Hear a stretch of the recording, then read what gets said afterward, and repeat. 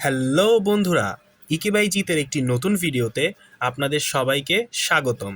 আজকের ভিডিওর মূল বিষয় হচ্ছে স্বাক্ষর এবং স্বাক্ষর এর মধ্যে মূল পার্থক্য কী তা আপনাদের সামনে তুলে ধরা। তাহলে চলুন শুরু করা যাক।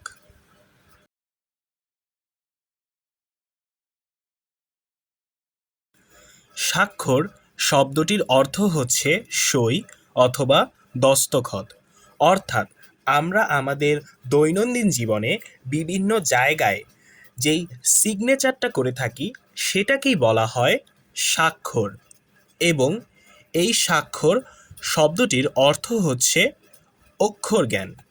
অর্থাৎ যখন কোনো মানুষ পড়তে এবং লিখতে পারেন তার সেই জ্ঞানটিকে বলা হয় অক্ষর জ্ঞান এবং তাকে বলা হয় স্বাক্ষর। আসুন ব্যাপারটি দুটি উদাহরণের মাধ্যমে ভালোভাবে বুঝে নেওয়া যাক।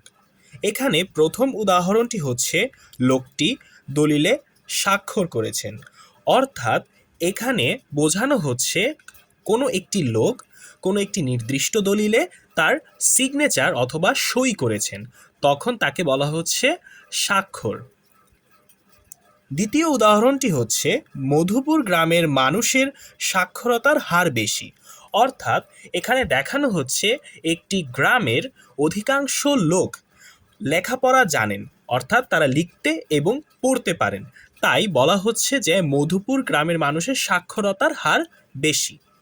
এখন আমরা যদি স্বাক্ষর শব্দটিকে ভাঙি তাহলে দাঁড়ায় স এর অক্ষর।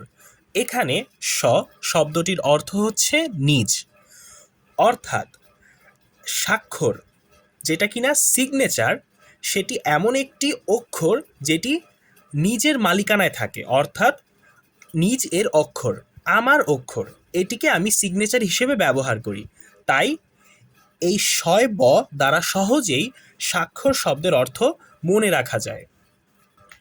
স্বাক্ষর শব্দটির ইংরেজি হচ্ছে সিগনেচার এবং এই স্বাক্ষর শব্দটির ইংরেজি হচ্ছে লিটারেট।